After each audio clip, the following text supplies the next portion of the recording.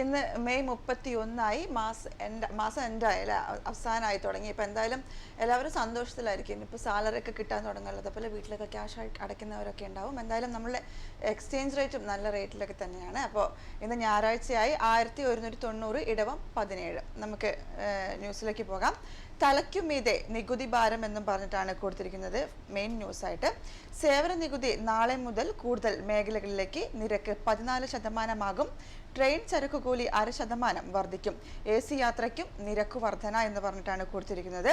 കൂടുതൽ മേഖലകളിലേക്ക് സേവന നികുതി വരികയും നിലവിലുള്ള സേവന നികുതി 14% വർദ്ധിക്കുകയും ചെയ്യുന്നതോടെ നാളെ മുതൽ നികുതി ഭാരമേറും. ഇതോടെ ഒട്ടുമിക്ക സേവനങ്ങൾക്കും ചില ഉൽപ്പന്നങ്ങൾക്കും നിരക്കിൽ കാര്യമായ വർധനവ് ഉണ്ടാകും. 12% സേവന നികുതിയും നികുതിക്കുമേലുള്ള 2% വിദ്യാഭ്യാസ സെസും 1% ഉന്നത വിദ്യാഭ്യാസ സെസും ചേർത്ത് 12.36% നിലവിലുള്ള നിരക്ക്. നിരക്ക് 14% ആകുന്നതോടെ വിദ്യാഭ്യാസ സെസ് ഇല്ലാതാകും. ചില സേവനങ്ങൾക്ക് കിഴിവ് ലഭ്യമാണ്. അതുപോലെ സേവന നികുതിയുടെ കുതിച്ചു കയറ്റം എന്നും പറഞ്ഞു കൊടുത്തിട്ടുണ്ട്. സേവന നികുതി ഇന്ത്യയിൽ ആരംഭിച്ച 1994-95 3 തരം സേവനങ്ങൾക്ക് മാത്രമായിരുന്നു സേവന നികുതി ഏർപ്പെടുത്തിയിരുന്നത്. ആ സാമ്പത്തിക വർഷത്തിൽ 407 കോടി രൂപയാണ് ഈ ഇനത്തിൽ ലഭിച്ചത്. തൊട്ടടുത്ത സാമ്പത്തിക വർഷം 6 തരം സേവനങ്ങൾക്ക് സേവന നികുതി ഏർപ്പെടുത്തി 862 കോടി രൂപ ഈ ഇനത്തിൽ ലഭിക്കുകയും ചെയ്തു.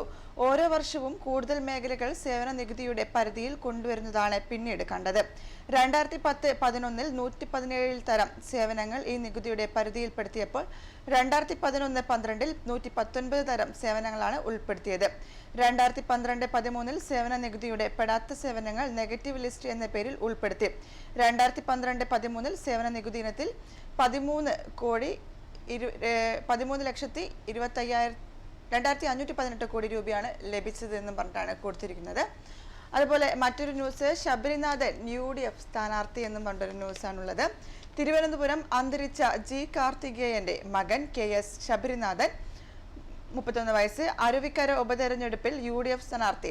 കാർത്തികേയന്റെ ഭാര്യ ഡോക്ടർ MT സുലേഖ മത്സരിക്കാൻ തയ്യാറാകാത്തതിനെ തുടർന്ന് അവരുടെ കൂടി നിർദ്ദേശം കണക്കിലെടുത്താണ് എഞ്ചിനീയറിംഗ് പഠനകാലത്ത് KSU പ്രവർത്തകനായിരുന്ന ഇളയ മകൻ ശബരിനാഥനെ സീറ്റ് നിലനിർത്താൻ കോൺഗ്രസ് നേതൃത്വം നിയോഗിച്ചത്. എഞ്ചിനീയറിംഗ് MBA പഠനത്തിനു ശേഷം ടാറ്റയുടെ ജീവകാരുണ്യ വിഭാഗമായ ടാറ്റ ട്രിസ്റ്റൽ സീനിയർ മാനേജറായ ശബരി ജോലി ഉപേക്ഷിച്ചു. ഇനി പിതാവിന്റെ വഴിയെ സജീവ രാഷ്ട്രീയത്തിലേക്ക് എന്നും പറഞ്ഞിട്ടാണ് ന്യൂസ് കൊടുത്തിരിക്കുന്നത്. മറ്റൊരു ന്യൂസ് ഉള്ളത്, ജപ്പാനിൽ വൻ തീവ്രതയുള്ള ഭൂചലനം എന്ന് പറഞ്ഞിട്ടാണ് കൊടുത്തിരിക്കുന്നത്. ടോക്കിയോ ജപ്പാനെ നടുക്കി കിഴക്കൻ തീരത്ത് വൻ തീവ്രതയുള്ള ഭൂചലനം. റിക്ടർ സ്കെയിലിൽ 8.5 രേഖപ്പെടുത്തിയിട്ടും പ്രഭവ കേന്ദ്രം 590 കിലോമീറ്റർ ആഴത്തിലായിരുന്നതിനാൽ വൻ ദുരന്തം ഒഴിവാക്കി. ടോക്കിയോയ്ക്ക് കിഴക്ക് ഒഗസവാര ദ്വീപസമൂഹങ്ങൾക്ക് സമീപമുണ്ടായ ചലനത്തിൽ ജപ്പാൻ മുഴുവനും കുലുങ്ങി എന്ന് പറഞ്ഞു കൊടുത്തിരിക്കുന്നു. ഫോട്ടോയും കൊടുത്തിട്ടുണ്ട്. ഇത് കളിയല്ല. ടോക്കിയോയ്ക്കടുത്ത് ഹിരാട്സുഗിയിലെ സ്റ്റുഡിയോയിൽ J-ലീഗ് ഫുട്ബോൾ മത്സരം കണ്ടുകൊണ്ടിരിക്കെ ഭൂചലനം അനുഭവപ്പെട്ടപ്പോൾ ഭയന്ന കാണികൾ എന്നും പറഞ്ഞാണ് കൊടുത്തിരിക്കുന്നത്. ജപ്പാൻ ഭൂചലനങ്ങളുടെ സ്വന്തം നാട് എന്നും പറഞ്ഞിട്ട് കൊടുത്തിട്ടുണ്ട്. നിരന്തരം തെന്നി നീങ്ങി ഭൂചലനത്തിനു കാരണമാകുന്ന 4 ടെക്ടോണിക് പാളികളുടെ സംഗമ സ്ഥലത്താണ് ജപ്പാന്റെ ഭൂമിശാസ്ത്രപരമായ കിടപ്പ്. ലോകമെമ്പാടുമായി ഓരോ വർഷവും ഉണ്ടാകുന്ന വൻ ഭൂചലനങ്ങളിൽ 20% ഈ രാജ്യത്താണ്. 9.0 തീവ്രത രേഖപ്പെടുത്തി. 2011 മാർച്ചിലുണ്ടായ ഭൂചലനത്തിലും സുനാമിയിലും 20,000-ഓളം പേരാണ് കൊല്ലപ്പെട്ടത്. ഇതുകൂടാതെ ഫുകുഷിമ ആണവ നിലയത്തിൽ ചോർച്ചയും ഉണ്ടായി എന്നും പറഞ്ഞിട്ട് കൊടുത്തിരിക്കുന്നു. അതുപോലെ മറ്റൊരു ന്യൂസിലേക്ക് പോകുകയാണെങ്കിൽ, തദ്ദേശ തെരഞ്ഞെടുപ്പ് കരട് വോട്ടർ പട്ടിക നാളെ എന്നും പറഞ്ഞു കൊടുത്തിരിക്കുന്നു. തദ്ദേശ സ്വയംഭരണ സ്ഥാപനങ്ങളിലേക്ക് ഒക്ടോബറിൽ നടക്കുന്ന പൊതു തെരഞ്ഞെടുപ്പിനുള്ള കരട് വോട്ടർ പട്ടിക നാളെ പ്രസിദ്ധീകരിക്കും. ഈ വർഷം ജനുവരി 1 അടിസ്ഥാന യോഗ്യത തീയതിയാക്കി കേന്ദ്ര തെരഞ്ഞെടുപ്പ് കമ്മീഷൻ പ്രസിദ്ധീകരിച്ച ഫോട്ടോ പതിച്ച വോട്ടർ പട്ടികയിലെ മുഴുവൻ വോട്ടർമാരെയും തദ്ദേശ ഭരണ സ്ഥാപനങ്ങളിലെ നിലവിലുള്ള വാർഡ് അടിസ്ഥാനത്തിൽ പുനഃക്രമീകരിച്ചാണ് പട്ടിക തയ്യാറാക്കിയിട്ടുള്ളത് എന്നും പറഞ്ഞിട്ട് കൊടുത്തിട്ടുണ്ട്. അതുപോലെ മറ്റൊരു ന്യൂസ്, ട്രെയിൻ യാത്ര ചെലവേറും എന്ന് പറഞ്ഞു കൊടുത്തിരിക്കുന്നു. ന്യൂഡൽഹി തീവണ്ടികളിലെ AC ഫസ്റ്റ് ക്ലാസ് ടിക്കറ്റ് നിരക്കുകൾ റെയിൽവേ വർദ്ധിപ്പിച്ചു. 0.5% വർധന. ചരക്കുകടത്തിനുള്ള നിരക്കിലും 0.5% വർധന വരുത്തിയിട്ടുണ്ട്. പുതുക്കിയ നിരക്ക് നാളെ മുതൽ പ്രാബല്യത്തിൽ വരുമെന്നും പറഞ്ഞ് കൊടുത്തിരിക്കുന്നു. എന്തായാലും ഇതൊക്കെയാണ് മെയിൻ ആയിട്ടുള്ള ന്യൂസ് ഉള്ളത്. മറ്റൊരു ന്യൂസിലേക്കൊക്കെ പോകുന്നതിന് മുമ്പ് നമുക്കൊരു ചെറിയൊരു ഇടവേള എടുക്കാം. ഒരു ചെറിയ ഇടവേളയ്ക്ക് ശേഷം നമുക്ക് തിരിച്ചു വരാം.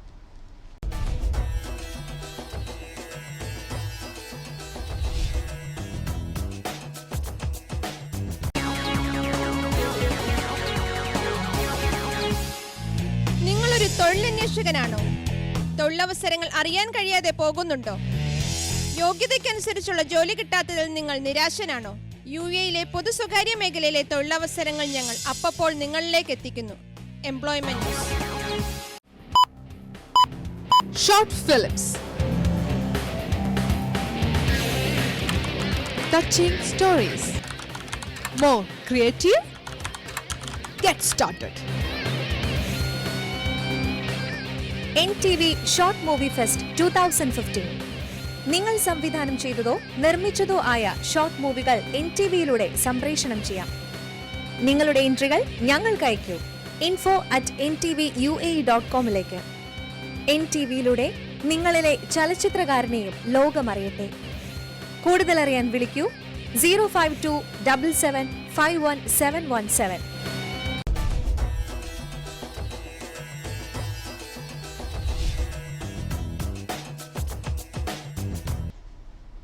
മറ്റു ന്യൂസുകളിലേക്ക് പോവുകയാണെങ്കിൽ പോലീസ് തലപ്പത്ത് അഴിച്ചുപണി എന്നൊരു ന്യൂസ് കൊടുത്തിരിക്കുന്നു. 2 DGPമാർ ഇന്ന് വിരമിക്കുന്ന സാഹചര്യത്തിൽ പോലീസ് തലപ്പത്ത് വൻ അഴിച്ചുപണി. 2 പേർക്ക് DGPമാരായ സ്ഥാനക്കയറ്റം നൽകിയാണ് സ്ഥലം മാറ്റം. വിജിലൻസ് ADGP ആയിരുന്ന ജേക്കബ് തോമസിനെ DGPയായി സ്ഥാനക്കയറ്റം നൽകി. ഫയർഫോഴ്സ് കമാൻഡ് ആയി നിയമിച്ചു എന്നും പറഞ്ഞിട്ടാണ് കൊടുത്തിരിക്കുന്നത്. TP സെൻകുമാർ എന്ന ചുമതലയേൽക്കും. തിരുവനന്തപുരം സംസ്ഥാന പോലീസ് മേധാവിയായി TP സെൻകുമാർ എന്ന് ചുമതലയേൽക്കും.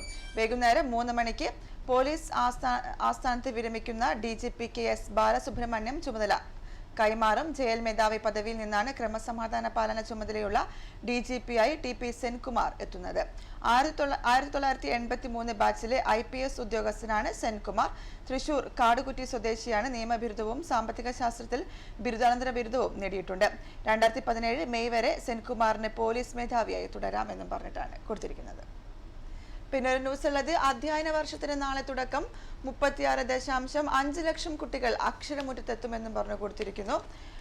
ഒരു തലമുറയെ കൂടി അക്ഷര ലോകത്തേക്ക് നയിക്കാൻ പുതിയ അധ്യയന വർഷത്തിന് സംസ്ഥാനത്ത് നാളെ തുടക്കമാകും.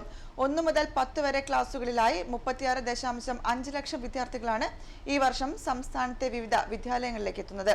കഴിഞ്ഞ വർഷം 1ാം തരത്തിൽ പ്രവേശനം നേടിയതിനേക്കാൾ 1% കുട്ടികളെങ്കിലും ഇത്തവണ അധികം എത്തുമെന്ന കണക്കുകൂട്ടലാണ് വിദ്യാഭ്യാസ വകുപ്പ്. ഇതിനായുള്ള ശ്രമങ്ങളാണ് നടന്നുവരുന്നത്. സംസ്ഥാന സിലബസിൽ സർക്കാർ എയ്ഡഡ് സ്കൂളുകളിലായി കഴിഞ്ഞ വർഷം 1ാം ക്ലാസ്സിൽ പ്രവേശനം നേടിയത് 2,54,643 വിദ്യാർത്ഥികളായിരുന്നു. തൊട്ടുമുൻ വർഷത്തേക്കാൾ 3000-ഓളം വിദ്യാർത്ഥികളാണ് കഴിഞ്ഞ വർഷം പ്രവേശനം നേടിയെത്തിയത് എന്ന് പറഞ്ഞിട്ടാണ് കൊടുത്തിരിക്കുന്നത്. അതുപോലെ നമുക്ക് നമ്മുടെ ഗൾഫ് ന്യൂസുകളിലേക്ക് പോകുകയാണെങ്കിൽ ഗൾഫ് ന്യൂസിലുള്ളത്, ഫുജേറിയയിലെ വെള്ളിയാഴ്ച ചന്ത കത്തി നശിച്ചു എന്നും പറഞ്ഞിട്ടാണ് കൊടുത്തിരിക്കുന്നത്. എമിറേറ്റിലെ പ്രമുഖ വിനോദസഞ്ചാര കേന്ദ്രം കൂടിയായ വെള്ളിയാഴ്ച ചന്ത ശനിയാഴ്ചയുണ്ടായ അഗ്നിബാധയിൽ ചാരമായി മാറി. മാർക്കറ്റിലുണ്ടായ നിരവധി ഷോപ്പുകളും സ്റ്റാളുകളും കത്തി നശിച്ചു. 13 കടകളാണ് പാടി നശിച്ചത്. മലനിരകളും താഴ്വരകളും ഇരുഭാഗങ്ങളിലുമുള്ള തുറന്ന മാർക്കറ്റ് മാസാഫിയെയും അൽദൈദിനെയും ബന്ധിപ്പിക്കുന്നു. അതിനാൽ തന്നെ മേഖല വിനോദസഞ്ചാരികളെ ഏറെ ആകർഷിച്ചിരുന്നു. എന്നാൽ തീപിടുത്തത്തിൽ മാർക്കറ്റ് പുകപടലങ്ങൾ കൊണ്ട് നിറഞ്ഞ കാഴ്ചയായിരുന്നു ഇന്നലത്തേത്. വൈകിട്ട് 6ഓടെയാണ് തീപിടുത്തത്തിനെ കുറിച്ച് സിവിൽ ഡിഫൻസിന് വിവരം ലഭിച്ചത്. തുടർന്ന് ഏറെ നേരം പണിപ്പെട്ടാണ് തീ നിയന്ത്രണ വിധേയമാക്കിയത് എന്നും പറഞ്ഞു കൊടുത്തിരിക്കുന്നു. അതുപോലെ മറ്റൊരു ന്യൂസ് ഉള്ളത്, മക്കളുടെ ഉന്നത വിദ്യാഭ്യാസം പ്രവേശനം ഉറപ്പാക്കാൻ പ്രവാസികളുടെ നെട്ടോട്ടം എന്ന് പറഞ്ഞൊരു ന്യൂസാണ്.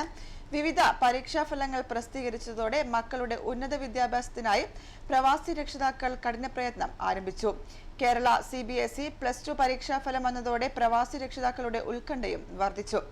വരും ദിവസങ്ങളിൽ തങ്ങളുടെ മക്കൾക്ക് ഉന്നത വിദ്യാഭ്യാസത്തിനായി മികച്ച കോളേജുകളിൽ പ്രവേശനം ഉറപ്പാക്കുകയെന്ന കടമ്പ കടക്കാനാണ് രക്ഷിതാക്കൾ ശ്രമിക്കുന്നത്.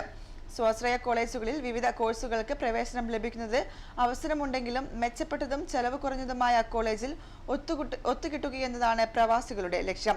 +2 കഴിഞ്ഞ കുട്ടികൾ ഭൂരിഭാഗവും എഞ്ചിനീയറിംഗ് കോളേജുകളെയാണ് ലക്ഷ്യമിടുന്നത്. മെറിറ്റ് സീറ്റിൽ കിട്ടാത്തവർക്ക് മാനേജ്മെന്റ് കോട്ടയിൽ പ്രവേശനം ലഭിക്കുമെന്നും പറഞ്ഞിട്ട് കൊടുത്തിട്ടുണ്ട്. അതുപോലെ മറ്റൊരു ന്യൂസിലേക്ക് പോകുകയാണ്, മറ്റ് ഗൾഫ് ന്യൂസുകളിലേക്ക് പോകുകയാണെങ്കിൽ ദുബായിലെ ഡ്രൈവിംഗ് സ്കൂളുകൾക്ക് നിരീക്ഷണം എന്നും പറഞ്ഞിട്ടാണ് കൊടുത്തിരിക്കുന്നത്. ഡ്രൈവിംഗ് സ്കൂളുകളെയും ഇൻസ്ട്രക്ടർമാരെയും സൂക്ഷ്മ നിരീക്ഷണത്തിന് വിധേയമാക്കുന്നു. ഡ്രൈവർമാരുടെ പരിശീലനത്തിന്റെ ഓരോ ഘട്ടവും നിരീക്ഷിക്കാനുള്ള പുതിയ തീരുമാനത്തിന്റെ അടിസ്ഥാനത്തിലാണിത്. റോഡ്സ് ആൻഡ് ട്രാൻസ്പോർട്ട് അതോറിറ്റി നടപ്പാക്കുന്ന സംവിധാനം എല്ലാ പഠിതാക്കളെയുമായും സുതാര്യമായ ഇടപാട് ഉറപ്പാക്കുന്നു. അടുത്ത വർഷം ആദ്യത്തിൽ നടപ്പിലാക്കുന്ന പരിശീലന കാലയളവടക്കം ഡ്രൈവിംഗ് സ്കൂളിൽ നടക്കുന്ന ഓരോ കാര്യങ്ങളും RTA ലൈസൻസിംഗ് ഏജൻസിയുടെ ഉന്നത ഉദ്യോഗസ്ഥൻ പരിശോധിക്കുമെന്ന് ഗൾഫ് ന്യൂസ് റിപ്പോർട്ട് ചെയ്തു എന്നും പറഞ്ഞിട്ട് ഇതിൽ കൊടുത്തിട്ടുണ്ട്. അതുപോലെ മറ്റൊരു ന്യൂസ് ഉള്ളത് ഇപ്പോൾ ചൂടൊക്കെയാണ് അല്ലേ, അപ്പോൾ നല്ല അത് ബന്ധപ്പെട്ടൊരു ന്യൂസാണ്. കാറിന് തീപിടിച്ച് പൊട്ടിത്തെറിച്ചു, പെട്രോൾ സ്റ്റേഷൻ ഭാഗികമായി നശിച്ചു എന്നും പറഞ്ഞിട്ടാണ് കൊടുത്തിരിക്കുന്നത്. അൾത്തവാർ ഏരിയയിൽ ഇനോക് പെട്രോൾ പമ്പിൽ കാറിന് തീപിടിച്ചപ്പോൾ. ന്യൂസിലേക്ക് പോകാം. അൽകൊത്സ് റോഡിലുള്ള ഇനോക് പെട്രോൾ പമ്പിൽ നിർത്തിയ കാറിന് തീപിടിച്ചു, പൊട്ടിത്തെറിച്ചു, പെട്രോൾ സ്റ്റേഷൻ ഭാഗികമായി നശിച്ചു. അപകടത്തിൽ കാർ കത്തി നശിച്ചു. മിനിറ്റുകളുടെ വ്യത്യാസത്തിലാണ് ഉടമയ്ക്ക് ജീവൻ തിരിച്ചു കിട്ടിയത്. സ്വദേശിയായ ഉടമ തൊട്ടടുത്ത കാർ നിർത്തി സൂപ്പർ മാർക്കറ്റിൽ കയറിയ സമയത്താണ് തീപിടുത്തമുണ്ടായത്. ശനിയാഴ്ച ഉച്ചയ്ക്ക് 12:20ഓടെയാണ് സംഭവം. എന്നാൽ ആളപായമില്ലെന്ന് ദുബായ് പോലീസ് അറിയിച്ചു. തീ പിടിക്കുന്നതിന് മിനിറ്റുകൾക്ക് മുമ്പാണ് സ്വദേശിയായ ഉടമ റേഞ്ച് റോവർ കാർ നിർത്തി സൂപ്പർ മാർക്കറ്റിലേക്ക് കയറിയത്.